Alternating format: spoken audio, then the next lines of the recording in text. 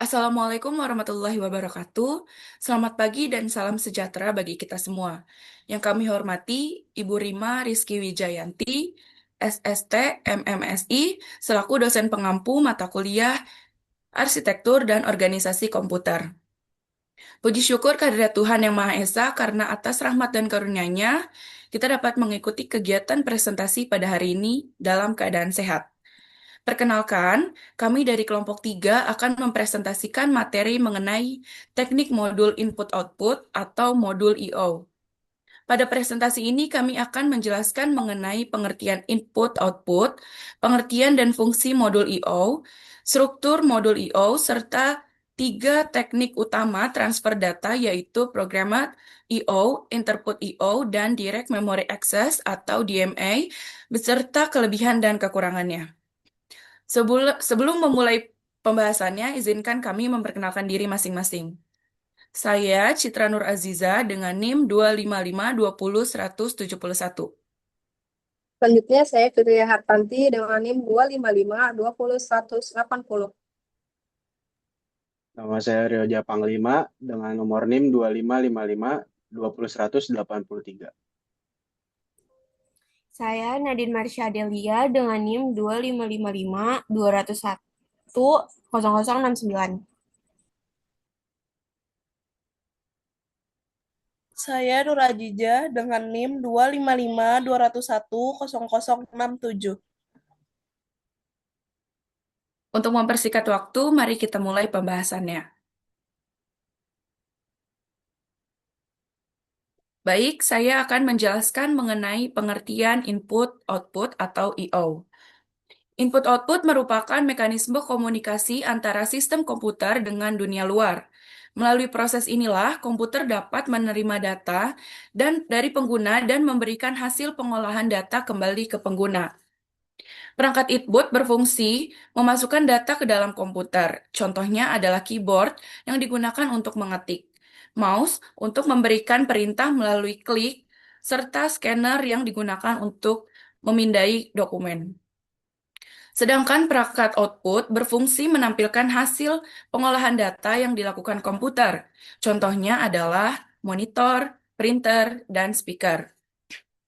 Dalam sistem komputer, CPU tidak dapat berkomunikasi secara langsung dengan semua perangkat I/O. Hal ini karena setiap perangkat memiliki karakteristik, format data, dan kecepatan kerja yang berbeda-beda. Oleh sebab itu, diperlukan suatu penghubung yang disebut modul I/O.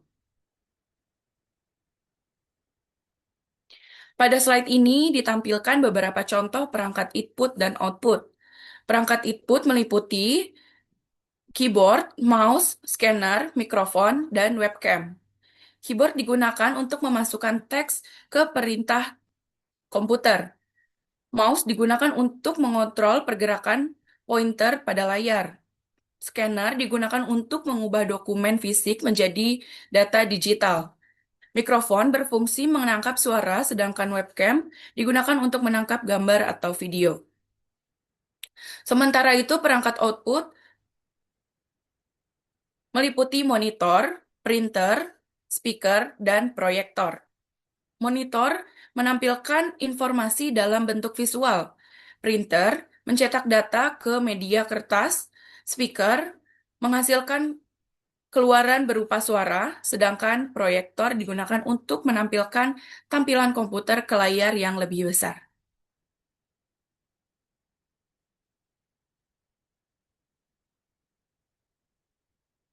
Modul I/O merupakan komponen perangkat keras yang berfungsi sebagai perantara antara CPU dengan perangkat eksternal. Peran modul I/O sangat penting karena CPU memiliki cara kerja yang berbeda dengan perangkat eksternal. Modul I/O bertugas menerjemahkan perintah dari CPU agar dapat dipahami oleh perangkat I/O dan sebaliknya. Dalam konsep organisasi komputer, modul I/O juga berfungsi sebagai antarmuka yang menghubungkan bus sistem dengan perangkat eksternal untuk melakukan transfer data, kontrol, dan sinkronasi. Dengan adanya modul I/O, komunikasi antara CPU dan perangkat luar menjadi lebih efisien dan terorganisir.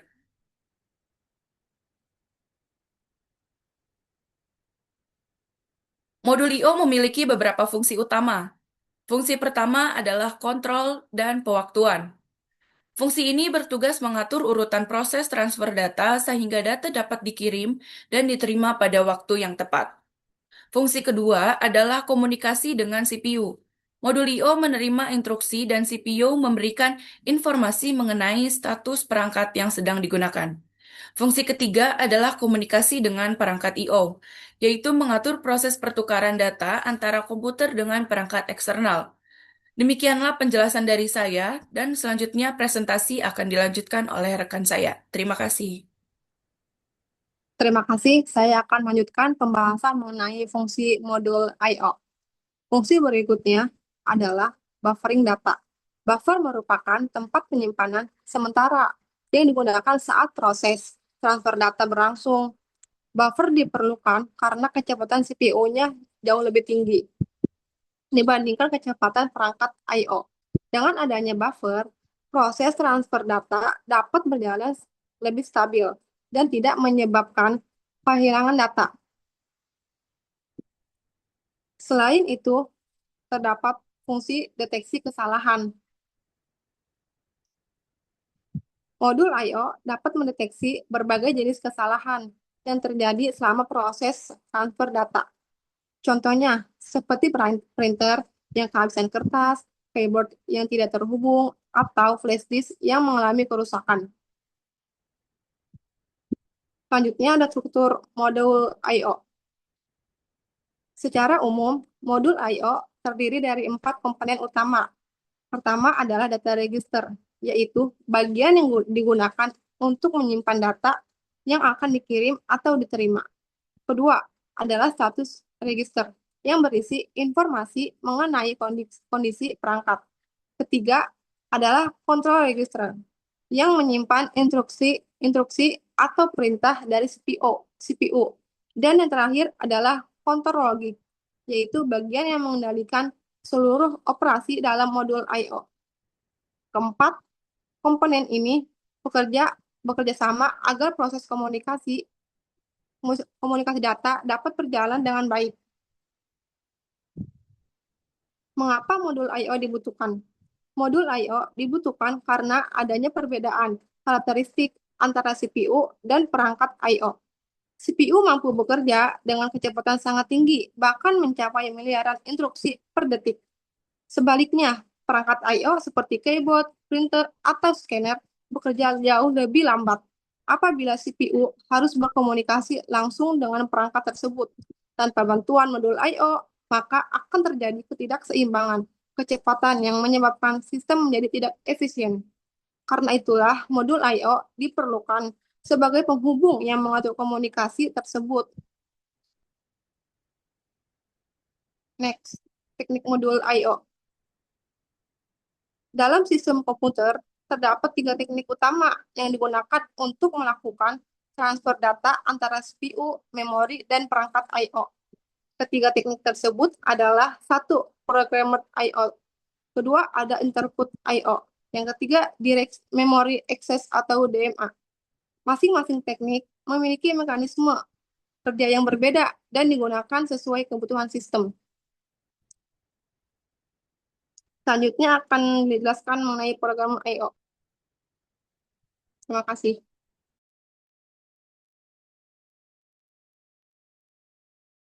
Oke, selanjutnya ada program I/O, merupakan teknik transfer data di mana CPU bertanggung jawab penuh terhadap seluruh proses transfer data.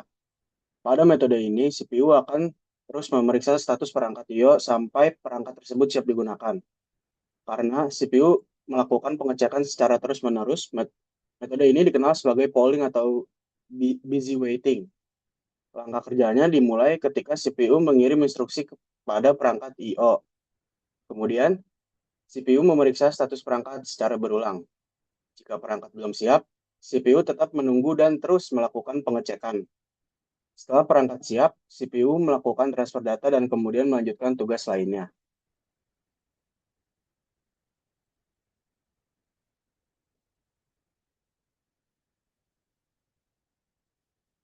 Selanjutnya, ada kelebihan dan kekurangan programmed I/O. Program TIO memiliki beberapa kelebihan. Pertama, mudah diimplementasikan karena struktur sistemnya sederhana. Kedua, biaya implementasinya rendah karena tidak memerlukan perangkat keras tambahan. Ketiga, cocok digunakan pada sistem kecil seperti microcontroller.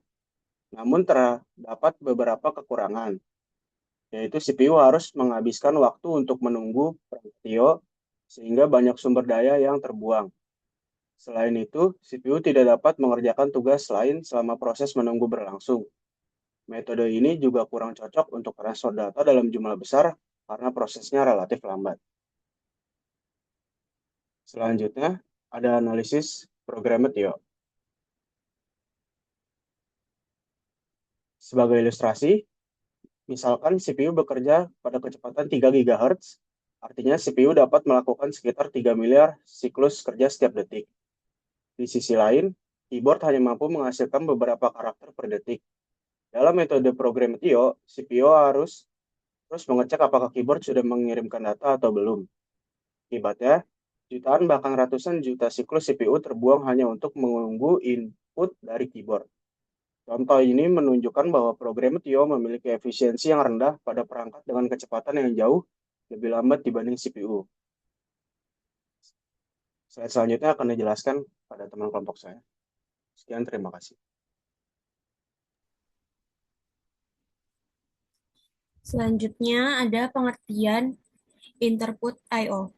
Interput I/O merupakan metode transfer data yang lebih efisien dibanding programmed I/O. Pada metode ini, perangkat I/O dapat mengirim sinyal pada CPU ketika membutuhkan perhatian. Dengan demikian, CPU tidak perlu terus-menerus memeriksa status perangkat. Interput sendiri adalah sinyal yang menyebabkan CPU menghentikan sementara proses yang sedang berjalan untuk mengenai suatu kejadian tertentu.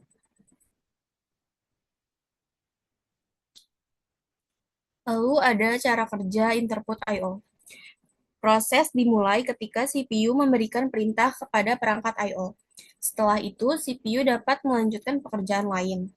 Ketika perangkat telah selesai bekerja, perangkat akan mengirimkan sinyal interput kepada CPU. CPU kemudian menghentikan sementara proses yang sedang berjalan dengan menjalankan ISR atau Interput Service Routine. Setelah proses penanganan selesai, CPU kembali melanjutkan pekerjaan sebelumnya. Dengan metode ini, waktu CPU dapat dimanfaatkan secara lebih optimal.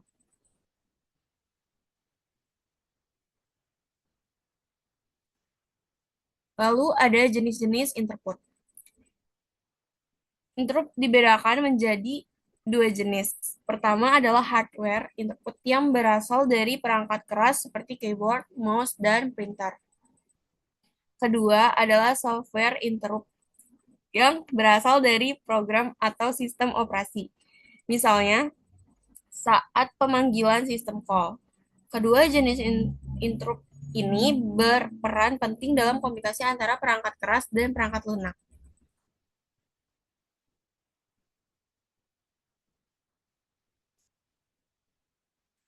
Lalu ada kelebihan interrupt I/O. Interrupt I/O memiliki beberapa kelebihan. CPU dapat mengerjakan proses lain selama menunggu perangkat I/O. Respons sistem menjadi lebih cepat karena perangkat langsung memberitahu CPU ketika membutuhkan layanan. Selain itu, metode ini sangat cocok digunakan pada sistem operasi modern yang menjalankan banyak program secara bersamaan.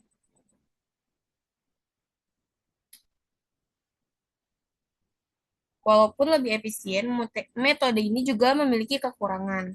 Setiap interrupt memerlukan proses penyimpanan dan pemulihan konteks CPU sehingga menimbulkan overhead. Selain itu, sistem menjadi lebih kompleks karena memerlukan mekanisme pengelolaan interrupt. Jika jumlah interrupt terlalu banyak, performa sistem dapat menurun. Kondisi ini dikenal sebagai interrupt storm. Selanjutnya akan dijelaskan tentang DMA. Terima kasih.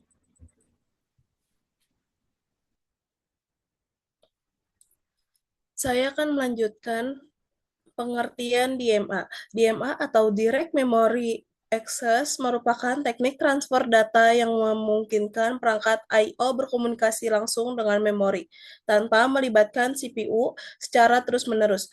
Pada metode ini terdapat komponen khusus yang disebut DMA konsorel. CPU hanya memberikan instruksi awal, sedangkan proses transfer data dilakukan oleh DMA konsorel. Selanjutnya, cara kerja DMA. Proses DMA dimulai ketika CPU menentukan alamat memori tujuan, jumlah data, dan jenis operasi yang akan dilakukan. Selanjutnya, DMA konsorel mengambil alih bus sistem. Kemudian data ditransfer secara langsung antara perangkat I/O dan memori. Setelah transfer selesai, DMA konsorel mengirimkan input kepada CPU sebagai pemberitahuan bahwa proses telah selesai. Selanjutnya ada metode transfer DMA. DMA memiliki 3 metode transfer. Pertama adalah burst mode, yaitu DMA menguasai bus sistem hingga seluruh transfer selesai. Kedua adalah cycle stealing, yaitu DMA mengambil sebagian siklus bus sehingga CPU masih dapat bekerja. Ketiga adalah transparent mode, yaitu DMA bekerja ketika CPU tidak menggunakan bus system. Selanjutnya ada kelebihan dan kekurangan DMA. Kelebihan DMA adalah kecepatan transfer data yang sangat tinggi dan beban CPU yang rendah. DMA sangat cocok digunakan untuk transfer data berukuran besar seperti video, audio, dan database. Namun, DMA memerlukan perangkat keras tambahan berupa DMA konsorel sehingga biaya implementasinya lebih mahal. Selain itu, pengelolaan bus system menjadi lebih kompleks. DMA dan CPU harus berbagai penggunaan bus. Contoh penggunaan DMA. DMA banyak menggunakan pada perangkat yang membutuhkan transfer data berkecepatan tinggi. Contohnya ISD, hard disk, GPU, atau kartu grafis, sound card, kartu jaringan, dan NIC, serta berbagai aplikasi multimedia seperti streaming video. Selanjutnya ada perbandingan ketiga teknik I/O. Berdasarkan perbandingan yang ditampilkan pada tabel, dapat disimpulkan bahwa programmer I/O merupakan metode yang paling rendah tetapi paling membebani CPU. Interpret I/O memberikan efisien yang lebih baik karena CPU hanya bekerja saat diperlukan. Sedangkan DMA merupakan metode yang paling cepat dan paling efisien karena transfer data dilakukan langsung memori dan perangkat I/O. Kesimpulannya, sebagai kesimpulan, modul I/O berfungsi sebagai penghubung antara CPU dan perangkat input maupun output agar proses pertukaran data dapat berjalan dengan baik. Terdapat 3 teknik utama transfer data, yaitu programmer I/O, interpret I/O, dan DMA. Programmer I/O sederhana namun kurang efisien. Interpret I/O lebih efisien karena menggunakan mekanisme interpret. Sedangkan DMA menjadi teknik yang paling efisien transfer data dalam jumlah besar karena tidak banyak melibatkan CPU. Sekian, terima kasih presentasi dari kelompok kami. Demikian presentasi yang dapat kami sampaikan mengenai teknik modul I/O. Kami berharap materi yang telah dipaparkan dapat menambah pemahaman kita mengenai bagaimana CPU berkomunikasi dengan perangkat input dan output dalam sistem komputer. Kami menyadari bahwa dalam penyampaian materi ini masih terdapat kekurangan. Oleh karena itu, kami sangat mengharapkan kritik dan saran yang membangun demi perbaikan ke depannya. Atas perhatian Bapak atau Ibu dosen, dan teman-teman sekalian, kami ucapkan terima kasih. Wassalamualaikum warahmatullahi wabarakatuh.